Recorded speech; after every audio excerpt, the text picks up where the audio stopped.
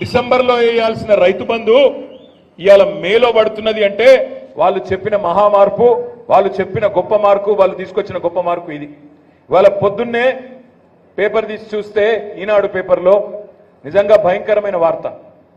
మీ అందరికీ నర్సంపేటలోని పేదలకు పెద్ద దిక్కుగా ఉన్నది దశాబ్దాల కాలంగా ఎంజీఎం ఆసుపత్రి. నిన్న ఎంజీఎం ఆసుపత్రిలో 1 కాదు 2 కాదు 5 గంటల పాటు సాయంత్రం 4:30 నుంచి రాత్రి 9:30 గంటల దాకా కరెంటు లేదు. కరెంటు లేదు అంటే మన ఇళ్లలో పోతేనేమో ఫ్యాన్ బంద్ అవుతుంది, బుగ్గ బంద్ అవుతుంది.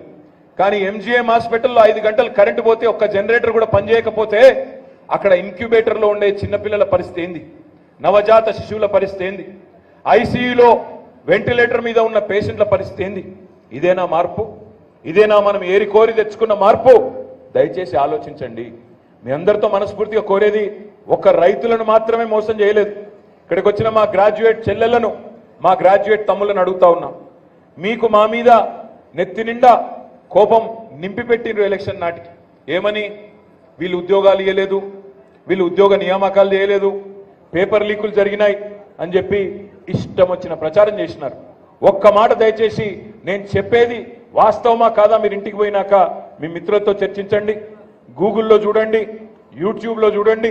నేను చెప్పింది వాస్తవం అయితేనే మాకు ఓటేయండి. నేను మీకు ఏం చెప్తా ఉన్నా అంటే, గత 10 ఏళ్లలో 2014 నుంచి 2024 వరకు భారతదేశంలో నిజానికి అత్యధికంగా ప్రభుత్వ ఉద్యోగాలు నియామకాలు చేసింది కేసీఆర్ గారి ప్రభుత్వం. 1 కాదు 2 కాదు 2 లక్షల ఉద్యోగాలు భర్తీ చేసింది కేసీఆర్ గారి ప్రభుత్వం. కానీ ప్రచారం ఏం జరిగింది?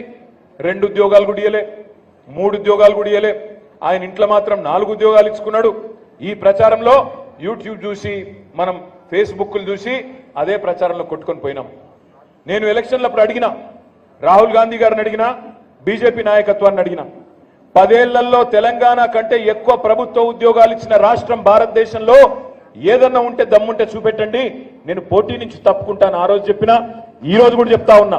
10 ఏళ్లలో తెలంగాణ కంటే ఒక్క ఉద్యోగం ఎక్కువ ఇచ్చిన ఒక్క రాష్ట్రం ఉంటే రేపు ఈ టైం కల్లా నా ఎమ్మెల్యే పదవికి రాజీనామా చేసి నర్సంపేటలోనే పెట్టిపోతా అని చెప్పి కూడా నేను విజ్ఞప్తి చేస్తా ఉన్నా. వాస్తవం ఏంది?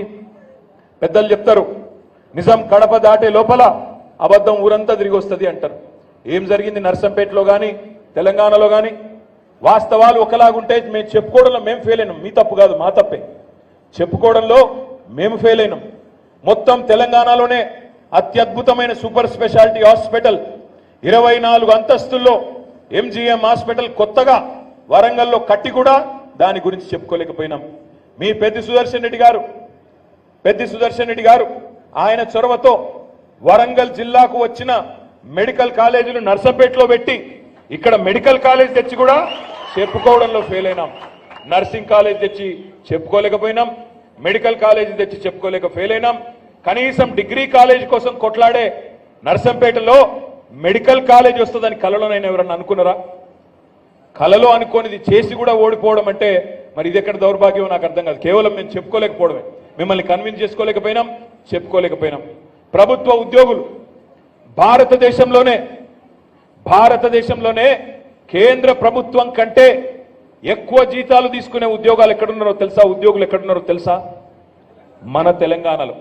కేసీఆర్ వచ్చిన తర్వాత 73% జీతాలు పెంచిండు ప్రభుత్వ ఉద్యోగులు. కానీ కేంద్ర ప్రభుత్వ ఉద్యోగుల కంటే ఎక్కువ జీతాలు పొందుతున్న రాష్ట్ర ప్రభుత్వ ఉద్యోగులు కూడా మాకు దూరమైనారు. ఎందుకో తెలుసా? 73% ఎక్కడో పోయింది, కానీ మొదటి తారీఖు రోజు జీతాలు పడలేదన్నదే మెయిన్ వార్త అయింది. కరోనా తర్వాత రైతు బంధు ఆగొద్దు, ఆసరా పెన్షన్లు ఆగొద్దు, కళ్యాణ లక్ష్మి ఆగొద్దు, పేదవాళ్ల కార్యక్రమాలు ఆగొద్దని చెప్పి కేసీఆర్ గారు అవసరమైతే ఎమ్మెల్యేలు, మంత్రులు, ఎంపీలు, ప్రభుత్వ ఉద్యోగులు ఓ 4 రోజులు ఆలస్యం ఇస్తే ఏమవుతుందా అని కొన్ని రోజులు కరోనా తర్వాత ఆపితే దాన్ని పట్టుకొని యూట్యూబ్లో గోరంతలు కొండంతలు చేసి, చిలువలు పలువలు చేసి, అసలు ప్రభుత్వ ఉద్యోగులకు జీతాలే ఇస్తలేరు వీళ్ళు అని చెప్పి బదనాం చేసి వాళ్ళు మాకు దూరమైన. ఒకవైపు ఉద్యోగాలు ఇచ్చి మీకు అది చెప్పుకోలేక మీకు దూరమైన చిన్న చిన్న విషయాల్లోనే గ్యాప్ వచ్చింది. ఆ గ్యాప్ వల్లనే 1.8% తేడాతో మొన్న ఓటమి పాలైనాం. మరి ఈరోజు అందుకే ప్రతిపక్షంలో ఉన్నాం. నేను మిమ్మల్ని అడిగేది ఒకటే, ఆలోచించమని కోరేది ఒకటే. ఈ ప్రభుత్వం అలవి కాని హామీలు 1, 2 కాదు 6 గ్యారంటీలు అన్నారు. 13 హామీలు 6 గ్యారంటీల్లో అవన్నీ 100 రోజుల్లో అమలు చేస్తా అన్నారు. ఎన్నెన్నో మాటలు చెప్పినారు. ఒక్కసారి గుర్తు తెచ్చుకోండి. నాకు నిజంగా ఆశ్చర్యం అనిపిస్తుంది అప్పుడప్పుడు ఈ ముఖ్యమంత్రి గారి మాటలు వింటుంటే, ఈ ప్రభుత్వంలో ఉండే పెద్దల మాటలు వింటే నిజంగా ఆశ్చర్యం అనిపిస్తున్నది. ముఖ్యమంత్రి గారు మొన్న పార్లమెంట్ ఎన్నికల ప్రచారంలో చెప్తున్నాడు 6 గ్యారంటీలకు గాను 5 గ్యారంటీలు అమలు చేసేసినా అయిపోయింది అంటున్నాడు. ఒక్కసారి మీరు చెప్పాలి నాకు, ఒక్క గ్యారంటీ అని అమలైందా పూర్తిగా? ఒకటే ఒకటి అమలైంది. ఏదది? Free bus. ఇక ఆ ఫ్రీ బస్సు అందం చెప్పగాదు. అలా ఆడవాళ్ళేమో తన్నుకుంటారు, మగవాళ్ళేమో తిట్టుకుంటారు. సీట్ల కోసం మీరేమో తన్నుకునుడు గుద్దుకునుడు అవుతున్నది, మగవాళ్ళేమో టికెట్లు కొని మాకు సీటు దొరకపోయని వాళ్ళు తిట్టుకుంటాను. వాస్తవమా కాదా మీరే చెప్పాలి. అది తప్ప ఇంకొక్కటన్నా అమలైందా? అసలైన తొలి వెలుగు. ఫాలో వాట్సాప్ @తొలి వెలుగు official.